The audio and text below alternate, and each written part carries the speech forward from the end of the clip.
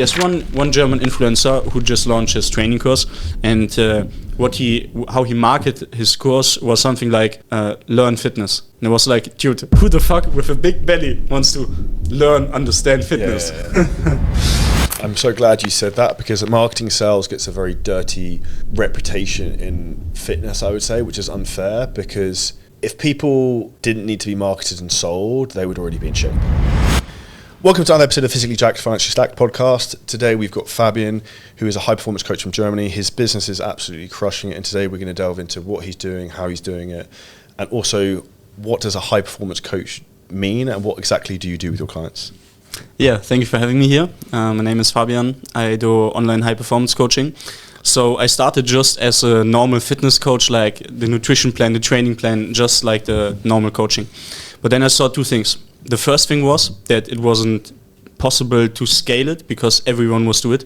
And as I'm compared very young, it was difficult to me to be like the number one in Germany, let's say it like this. For context, how old are you? Yeah, I'm 19 years old. Okay. I'm 15 years older than you. Yeah. Big and you just flew here business class from Emirates yesterday. Yeah. Yeah, thanks to you. And what does high performance mean to you then? So I think the big difference between bodybuilding and high performance is, for example, most of the bodybuilders I see, you're an exception, just are broke, to be really honest, because they're just focusing on the gym every day, but they don't have the capacity and the energy levels to build a business. And that's the exact thing which I work with my clients, so that I show them how they can improve their energy levels, improve their sleep, improve their health by the right nutrition and other strategies. And in terms of the type of entrepreneurs who come into you to work with you, what type of industries from, like really broad, different mix? Really broad, yeah. So I would say most of the guys are working just as an online business, but some of them also have a physical business. For example, one guy is building the European stadium for the European Championship right now. That's what's crazy. He just sent me a text message like, we'll do the check-in tomorrow because right now I'm building this in the stadium. And I was like, holy shit. And he has like hundreds of employees. I was like, crazy, man. So it really depends. I also work with some YouTubers. I work with 5 of the biggest German YouTubers. Also some entrepreneurs who are doing like multiple 6 figures a month. But it really depends. And in terms of you and your career and growth, what have been the biggest things that have got you into the position you're at such a young age that people can take inspiration from, and then maybe like actionable steps? Yeah, I think that's a lot. I wouldn't say that's one only thing. I would say first thing for me personally was the mindset aspect from the age of 14, 15, 16, where I had big problems with mobbing, which led to spending lots of time alone, brainstorming, thinking, reflecting, which was a big game changer for me, because I thought about, okay, where do I want to be? What do I want to do? And I created a big, let's say, consciousness about what I do and what I want to do. So that's the first thing, because I think most people, also other fitness coaches, maybe they're lacking consciousness about what they do and what they could do better. And with this, we're coming to the next point, just brainstorming, reflecting on how you could improve your business. For example, me, I have a big Trello board where I have a big list of things, how I can improve the coaching. And that's also a big problem for me when you think of you should spend 80% of the time doing like the money-making activities, because sometimes I see myself being lost in this. But still, it makes my clients very happy. And I think that's when we're coming to the third point, just making your clients happy. I think nowadays it's just so basic, easy. Yeah, when you have a true, honest, loyal followership of your clients, and they really like you and they really support you and they believe in you, and you just do amazing work, I don't see the problem. And then it's just scaling where we come to you. One of the things I think you said there, which was very interesting, is in terms of reflecting and thinking. I think the biggest problem in society right now is people lack the ability to actually think for themselves, and they're like all consumed with their phone and talking cat videos and whatever bullshit that's like distracting them. And I heard a saying from a friend of mine the other day who's really successful, and he said it's like the Richard Branson technique. It's like, you got a problem, he's like, use the 4 walls. And I was like, what the fuck do you mean by that? And he was like, you literally sit in a room with your fucking laptop and a pen and a paper and 4 walls around you and just figure it out. And just think. I totally agree with you. It's so crazy.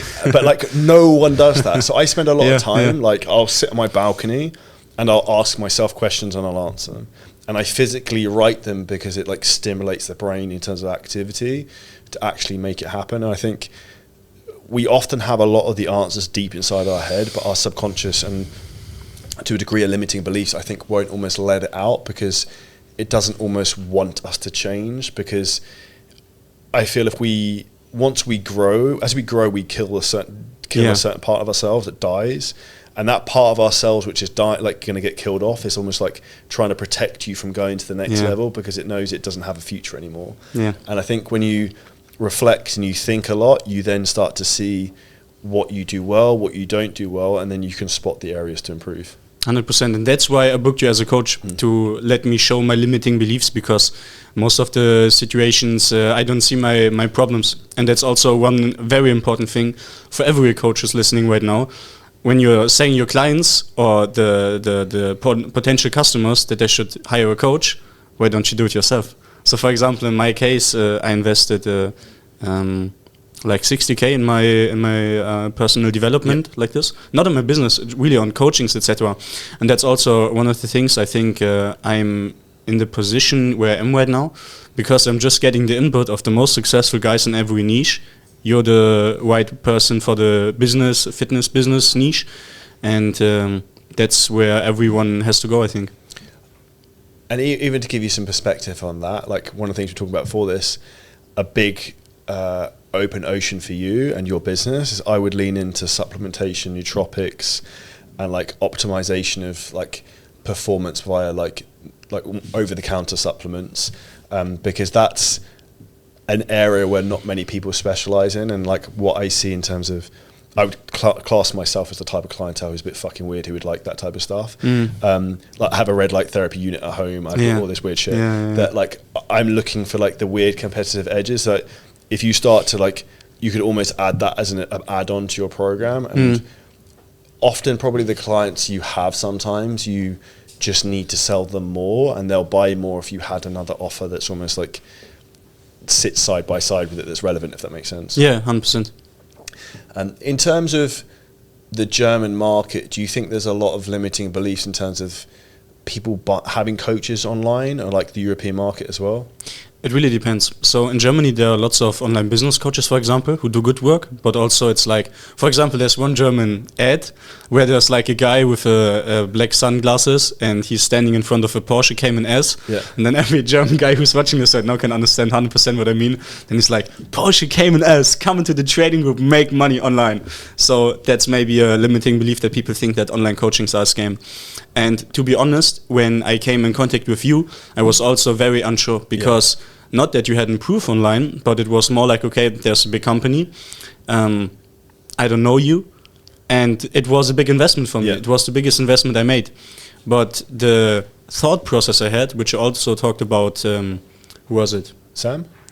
No, Sam, it was one of Harry Knight's, the other coach. Yeah, we had lunch together. Okay. Yeah. And I said to him, the fear of staying the same was bigger than the fear of investing the money. And that was why I joined the program. Because my goals were too high for staying the same, and was a good choice. And I also think that's where internally you have the drive and the ambition that you want more. And when that pain of not being at the point you want at is big enough, it's when you make something happen. I'll give an example. So my Instagram account got disabled last Friday before going on holiday, and I look at these things as a good thing to happen because it forces your hand to be creative. And I implemented a load of stuff that I could have implemented before, but I didn't because I didn't have a need to. That is now going to help our business to book more calls without that account, which I could have done before, but I didn't have a strong enough why to push me to do it. Which is interesting how the brain works, that you can again be, when you've got a problem, you can solve it. Like when you really need to solve it, but you need to create a big enough goal or big enough ambition or big enough problem to solve, then forces you to do it, which is why I think so many coaches in particular get stuck with their business making maybe 10K a month, because they don't have enough pain that doesn't get to push them to the next level, or their goal isn't big enough to get to the next level. And even for you at a young age, would you say that one of the things you've always had is bigger goals? Yeah, 100% bigger goals, but also I think there are the motivations like pro motivation and contra motivation. So wanting to quit the situation and wanting to come into a new situation. So like a positive and a negative aspect. And for me, it has always been a negative aspect. For example, with the mobbing surrounding in high school, I was just having such a big motivation on leaving the city. I was like, I need to get away from them. I never want to talk to them again. And that was also something that pushed me really. And also, as you talked about, a lot of coaches have the limiting beliefs with the 10K a month. I really see that. And that's also a big thing of the network which you have in your coaching. Because, for example, at the Dubai Mastermind, there have been people like making 6 figures, multiple 6 figures. I was in the toilet. Next to me was Frank. I didn't know him before. I was just seeing he has like a very big, strong body, etc. I was talking to him like, how many clients do you have? Like 30, 40,000. Was like, holy shit, bro. That's why not only the event, but also the coaching is a very, very helpful tool. Just to have the right people next to you. Because, for example, in Germany, there are some successful coaches, but you don't have them around them. And also, when you are in a global, international network or coaching, you don't have this much fear of comparison and competition against each other. So, for example, if I would be just in a German coaching and they ask questions and I get the answers, I could be afraid of having the other competitors to execute the same thing. But in your situation, I'm not afraid of this, and that's also a thing. I also think what's interesting with that, you mentioned international side of things, is like going to the US on Monday to go to another mastermind. It's like we bring all the best information from everywhere because we've got clients all over the world. I've got contacts all over the world. It's like trying to learn the best things from everywhere as quickly as possible, because ultimately that's what gives you the competitive advantage. If I know something you don't know and we compete, I win because I know more than you do and I can take advantage of whatever thing it is.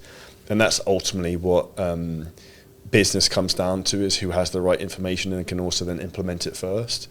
And that's, I think, the key, is like information almost like cascades like down or up or into like groups or environments or like industries, I would say. And I think if you can be one of the first people to learn something and implement it, the payoff at the beginning is always the most, because you're like first to market. Yeah, 100%. And I think in 10 years it will be very, very difficult. In 10 years there will be not hundreds of coaches, there will be thousands of coaches. And then the one who are executing right now, they will secure their spots at the top. And those who are waiting, they will be waiting to come at the top. You know what I mean? I think my gut feeling of what's going to happen is, all the people who are fitness influencers who just sell shit apps, they're going to be done in the next 18 months because of AI. B is that the window of opportunity for people is closing and getting smaller, because social media is going to get more pay to play in terms of paid advertising, which means if you're a new person coming into the game, that it's going to be difficult for you to get traffic, which then pushes into the hands of people who have big businesses who make a lot of money, who can spend loads on ads and know what they're doing. So I think that for anyone listening to this, that's why, if you're thinking about doing this, the question I like always ask myself with everything is that, will it be easier today or harder tomorrow? And it's going to be harder tomorrow to do it.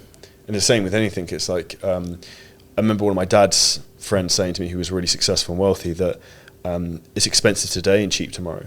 So I remember I bought an apartment 2-3 years ago here, and at the time it was really expensive. Now it would be insanely cheap. It's double the value. And it's the context of time. And that, I think, is an interesting thing where people need to like elongate their time frames, but also reflect, like we said earlier, and think longer term, like where could this possibly be going? 100%. In terms of your clients, and you mentioned something there I think would be very helpful for everyone, like you have a couple of the biggest YouTubers in Germany. How have you got those guys to come to you as clients? And have you found that's helped you to grow the business? So it started just from a networking perspective. I just started as a young age. With 16 I was starting my business, and like this, networking was also a very interesting thing for me, because when I see other people, always my age is a big benefit, because most of the people I know are like way older than me. and they find it inspirational, and they always get a sense, and it's like, oh, when I was 19 years old, so like this, that was really helpful for me. And when I started with the YouTubers, I think they just had they liked me on one side, but also they had the trust that I could help them, because I did amazing work with the other guys. And how it helped me in my business is that the YouTubers themselves recommended each other, so it grew by itself. And like this, there was the first YouTuber who started, he recommended to a friend, he recommended to the third, to the fourth, to the fifth. And like this, maybe in 1 year we're going to talk about different numbers of YouTubers I work with. Let's see. So I think it's a big trust aspect, just also with the social media thing. For example, last week I was doing a coaching meetup in Cologne in Germany, and one of the YouTubers went there with his new Porsche GT3. So a great car, really, really amazing work. Also, I helped him double his revenue by increasing his performance. And not to say that I'm the only reason why he bought this Porsche, you understand, but still it was like a big cause and effect. Yeah, 100%.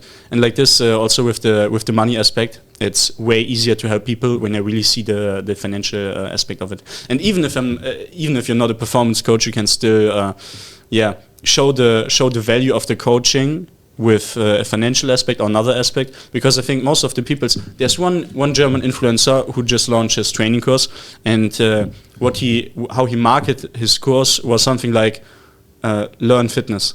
And it was like, dude, who the fuck with a big belly wants to understand fitness? Yeah.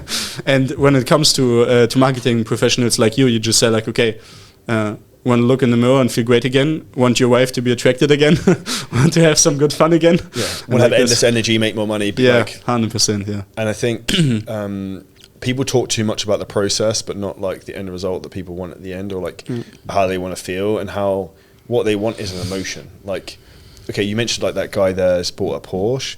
He bought that Porsche because it gives him some type of emotion. Yeah. Like that's what people really do everything for, is we're emotional creatures and status-driven creatures. So if you understand that, like when it comes to marketing, everything you do in terms of like headline, copy, whatever it is to stimulate some type of emotion, or like an aspiration for some type of emotion, that like you look in the mirror and you're really fucking confident the way you look, or you have loads of energy, so then you can work all day and you can make more money, then you can buy the Porsche that then gives you the emotion. Like when you start to connect those dots, marketing gets quite simple in a lot of respects. Yeah. And you need marketing to help the people. That's also a thing I really thought about. For example, when I have my to-do list, I have the things which make me money colored in red. And sometimes I think, okay, when I market something, people will think bad of me because I do marketing stories, something like this. But for example, when I think back then to my best client transformations, if I wouldn't have done marketing, they would be stuck in the same position, having a shit life. And just because I do the marketing, it's necessary to help people. It's necessary that I get cold DMs from other coaches, to get help. So marketing is essential. Marketing isn't a bad thing. That's also a limiting belief I solved with your work, because that's so fucking important. And I'm so glad you said that, because marketing sales gets a very dirty reputation in fitness, I would say, which is unfair, because if people didn't need to be marketed and sold, they would already be in shape. So like, or have the energy or performance they want, right? So like, the reality is these people have had this problem for the last 10, 20 years. Someone has to convince them into this to do something about it. And the reality is that's the whole point of marketing and sales. And like, I know in our own fitness business, thousands of people's lives we've changed because I've marketed and sold those people into a program that's then changed their life. Same thing for you. And it's also the most important thing in business. If you don't market, you don't have anyone to sell, you don't sell anyone, you don't have anyone to coach, and you don't have a business. So like, marketing always has to come first, whereas I think the coaches who I see generally tend to be stuck are the ones who, like, coaching is obviously very important and fulfillment, but if you don't do anything else other than that, then the business won't really grow. Because also what you need is traffic, because best known beats best. So like, if you can get traffic because you've got 5 of the biggest YouTubers in Germany, and you're really good at coaching, you're getting great results, you're going to get a lot of clients come to you. And that's when it becomes quite straightforward, because you practice what you preach, you're good at what you do, you become successful by almost like the way it almost explains, like gravitational effect. You have so many clients, you're so good at what you do, more people just get referred to you and just keep getting bigger and bigger and bigger. It's like the fucking Death Star of like, it's like a black hole of like, you just pull clients in. And that's basically the goal, but you can't get to the black hole effect almost unless you market and sell at the beginning and to get some people to get results to then start the merry-go-round going around, if that makes sense. Yeah. Also, sometimes when I buy new coaching, not depending on the niche, I'm happy when the people really sell it to me, so I have a good feeling. So, for example, if someone would convince me with a shitty sales method and I would buy, I would feel shit. So sometimes when I think about, okay, this coaching could be a good investment, my mindset works like, please sell me this in a better way because I know it will help, but I want the right mindset. I want to be convinced. Yeah, 100%. So I'm thankful when people know how to sell, because when you invest in other coachings and when you start to be like a perfectionist in every aspect, that's how I personally think, then I want everyone else to think the same. So for example, if I'm in a sales call with someone else who has a good quality, but he doesn't know how to sell his coaching, I'm just feeling like he doesn't know what to do. And that gives me a feeling of doubt. Yeah, of doubt. Yeah, 100%. Yeah. And I think that's also where sales is actually quite a simple thing because most of it's conviction. And you can tell when you speak to someone like how convicted or certain they are in terms of what they're talking about. And the number one the reason people buy is because of certainty in the person who's selling them something. Like a lot of the time I just laugh on sales calls because I'm like, people in a situation, that's fucking retarded, this is so easy. Yeah. Because like the person's like, I'll give an example. Callum, who did a podcast with earlier, was making like £10,000 a month. He was doing no marketing, nothing. Crazy. No outreach, not posting any content, not doing anything. And his business was just growing referrals. So I was just laughing, like, this seemed really fucking easy. Because it's like, at that point, it's like, you basically just do something and then you grow. And I see a lot of different things with coaches where they're doing stupid things, but you don't know what you don't know. And like, that was me. When I first started my fitness business, I was selling £40 a month PDF Word documents. Crazy. And then that was maybe 2016. And then I started doing like an 8-week program that was like £97 or something. And then obviously like I figured out that was a hard way to make money. And I think the reality is you don't know what you don't know, but if you can fill in those gaps, the quicker you'll grow. And I think you have that naturally, the ability in terms of like awareness to think of like, okay, this is what's working, this is what's not working. And then focusing on the problem. And if you focus on the problem of like the thing that's holding you back, you can then move much faster. 100%. One of the things that I personally do that I find helpful is like Sunday morning, I have a list of like 8 to 10 questions I ask myself. And I use, I think it's No.1 journal or something on my iPad. It's actually there. And I will literally just go through and answer those questions and review last week. So it's like a constant log of like where I'm at, what's working, because as entrepreneurs, a lot of time we'll beat ourselves up that fuck, nothing's gone well this week. But then you actually you sit there and you write things down like, oh, I did this, I did this, I did this, and this. Like, like maybe we haven't had the sales we want. We've actually done a lot of good shit. Yeah, I saw that for myself because I'm a very critical person. And also very critical to myself, like I'm thinking like a perfectionist, like this you can imagine, like you're not always rewarding yourself for every goal that you have or achievement that you have. And so just some weeks ago, as you already said, personally I wrote down some of my achievements, and I tried also with one of my mindset consciousness coaches, I talked about, okay, how can I really acknowledge what I've achieved, because I just think bigger. So I just think of the biggest coaches I know, and then I don't realize how I'm growing and growing and growing. And I should be thankful and I should be proud, and I'm working on it. So a very good aspect, because I see so many guys, even if they are becoming successful, they think like they will become happy then, but if you're not happy with the process, then yeah. And personally, to be transparent, having gone through that merry-go-round myself, if you just chase, if you don't enjoy the process of it, it won't work long term, because you're chasing infinity. Yeah. So like for me, it's like I am where I thought I would, or not where I thought I am where I knew I would be. I'm still not where I want to be, but I'm not unhappy because I'm not there yet. But I also like enjoy the jigsaw puzzle to get there, because I like putting the pieces together and I like building stuff. So for me, the fun thing is building things, and I think that's where I get excitement and fulfillment from, is like seeing opportunities, putting things together, and like when you see something work, you're like, that's fucking sick. Or like you come up with an idea and you do it and it fucking crushes. You're like that for me, like, see you smiling, because that for me, I'm like, that's the fucking best feeling, because it's like one of my favorite beliefs in life is like you create your own luck, and your brain has the ability to create your own luck by the actions you then put into the real world and implement. Yeah, I saw that. It was maybe 1 month ago. I had a new marketing strategy idea, which no one else in my industry has done before.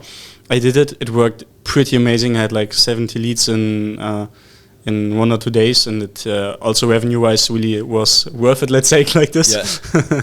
And I was just laying down in the bed, and I was like, "I'm such a genius." But it's the best. But that's moments like that are what make all the shit worth it, because it's not even about the money, but it's just the feeling of like you've done something cool. That really. You've taken nothing, like something from your brain, and then created it into something real, which is why I think business is cool, because you take thoughts to then the reality, and then like the reality then it can also change other people's lives. That was also a game changer for me, mindset-wise, to really think about it as a game, as a process. For example, I started to really look on the numbers of the growth. So for example, if I have reached the next 20 new YouTube followers, I'm like, okay, go and growth and growth and growth, and just focusing on the, like, let's say green numbers. It really helps me to be consistent in the progress, in the process, and a really good aspect. In terms of the business you have, what do you think is the biggest mindset shift you've personally made in terms of growing it at such a young age as well? Yeah, we also talked about the brainstorming aspect. Like for me, it was one of the biggest game changers. I remember 1 year ago, I had very, very good revenue months, like breaking my records, etc. And then 2 months after, it just broke down completely. I had just 1 client in this month. Like it was a very, very bad month. And I remember driving to a hill with the car, sitting down, eating just some fruits, sitting there with a pen and the paper, like you said, and just thinking about, holy shit, how is this possible? And I sat there like for hours and hours, and I was like, okay, I need to solve this problem. Some hours later, I found like the mistakes, but I really needed to think. It wasn't like, okay, maybe I forgot this. Okay, let's drive home back to business. So it was really thinking deep diving. And as I'm saying this right now, I see that I need to do it again in my current situation, because I also want to achieve the next level. And it was maybe 1 week later, I made almost the revenue of the record month in 1 week. I was like, holy shit, damn, bro. So I think lots of things in business, it's just thinking. I think if you really have the ambition, the vision to become the best, where is will, there's a way. It's said, I think. And it's so crazy. So for me also, I think from my personal aspect, it's just, as you said, deep down, you know what to do. But sometimes it's just the limiting beliefs which are holding you back. And the limiting beliefs, you don't look in the mirror and say, okay, there's a limiting belief, let's put it away. And then I go into the mindset call with Gavin or with you, and you just solve the problem. And then I'm like, okay, problem solved, let's go on. And I think what's interesting with that is that we all have something that's holding us back sometimes, but you just can't see it until someone points it out to you, and it's like bang in front of your face. Like, fuck, that's really obvious. And I think that's where a lot of people get so stuck in their business, because people don't lift their head up to be like, what's really going on, which I think is when exercise, like you mentioned there, like going to sit somewhere and just think and write things down helps. And like one of my favorite sayings is that rich people don't work, they think, because the most powerful tool you have is your brain, but most people don't actually use it. I don't know what the statistic is, but I think it's like nearly like 95% of our like conscious actions and thoughts every day are pretty much like on autopilot.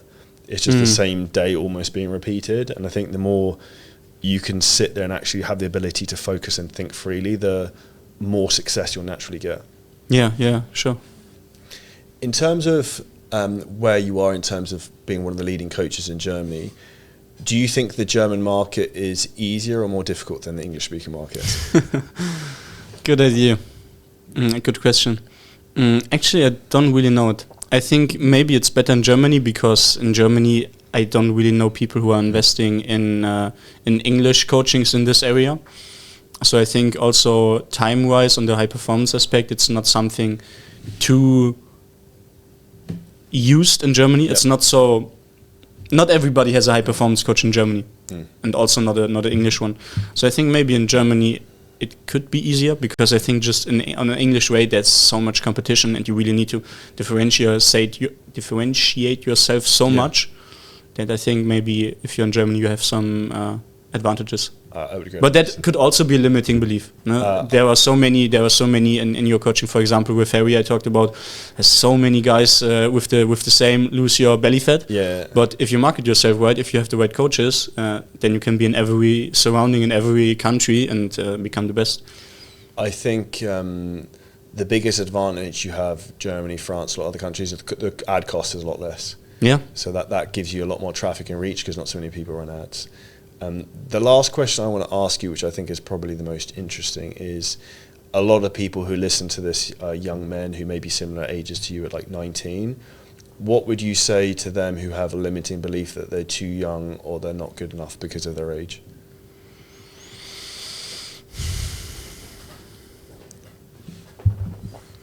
I think it just doesn't count. I think there are so many people who are crushing it at a young age.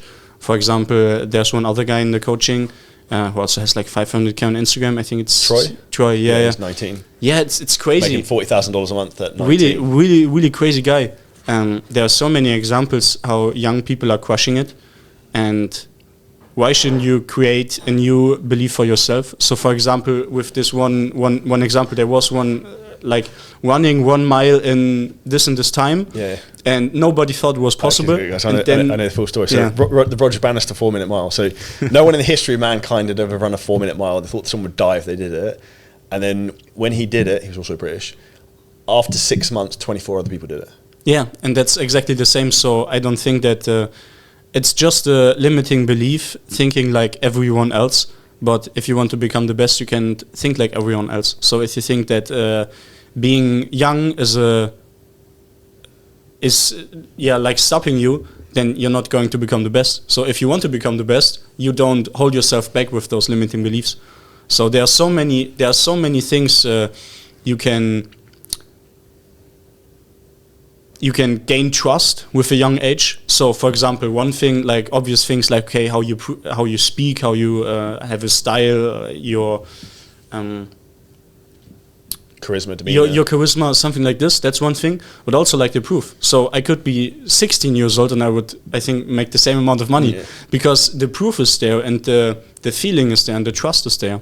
So I think no one asks me for my age, and if I see someone who's making just extremely good work, I don't say like, okay, send me your passport and what's your date of birth? Details. No. And I think that's where the world has changed, because we now live in a performance skill-based society rather than like a merits-based society of like how long you've done something for. No one fucking cares how long you've been working in fitness for. They just care how good you are. And that's the reality of like you'll get paid for your skill set and the value of the problem you'll solve. And I also think if someone's very young, I would use that as a USP. Yeah. Like that's a unique selling point, and it makes you different as like a unicorn of like, yeah, I'm super gifted and I can do this at 19. Yeah, and that's why people also book me. They say like, okay, it's so inspirational, I want to work with you, because they could also decide themselves for coaches like 5, 10, 20 years older than me, who maybe has a little bit more of experience, could also be, but they like to work with me as a person. And when you have a good personal branding, when you just are a real guy who just says what he thinks, also shows his weaknesses, and that's also one thing I really respect about you, is that you show your weaknesses as well, and that's what really gives trust and gives sympathy, and yeah, I really like that. It's actually something I'm focusing on doing more, is being more human, because I also think that the biggest thing people buy into is like you sell them the hero's journey, not sell, but like you just tell your story, right? Yeah. Like, if all I did was show flashy shit in Dubai and all this other stuff, it's like you look like a twat. Whereas like people say like, well, okay, this fucking shit thing's happened today, but I've done this to overcome it, or like this is what I've done, this is how I've overcome it. People buy into that more, and I think anyone who's a coach listening to this, if your business isn't where you want it to be, a lot of that is probably because your ability to tell a story isn't as good as it should be, and that's why like that, I don't know if you want to call in the week, but like that attractive character framework, I've ripped out, like I literally just doing stories on that every day of like answering those questions in different ways, because it's just like subliminally selling people into your story that of who you are, what you do, why you should follow them, and why they should follow you. Yeah. In terms of your own story at 19, where do you see the future in terms of where you want to go? What's the long-term vision with this? I want to have family. I want to have a farm. But since Farm then... in Germany? No, I'm not sure. On a private island would be best. Okay. With some friends around. But till then, that's the long-term vision. I don't know if it will be in 3 years and 5 years and 20 years. I don't know. But since then, I just want to see how much is possible. So just trying my best, evolving in every aspect. So that's also a very important thing for me. I don't want to be the money nerd or the business nerd. I want to be great in every aspect. And that's why I have mentors in every area of my life. And I think that in Germany I see so much potential in my personal career. I see so many things that are possible, which are just a matter of time and health. So if the time is there and the health is there, I see a great future in front of me, and I'm very looking forward to achieve all the things. 100%. Big thank you for your time today, Fabien. That's great. Thank you so much for the invitation. For everyone who took some inspiration for that, make sure you give Fabien a follow. If you enjoyed the podcast, make sure you smash the like button. And if you want help in terms of the proven methods to scale your business, you can book in a free call below to find out how we can help you. And we'll see you in the next episode very, very soon. That's great. That's really, really good. Very good.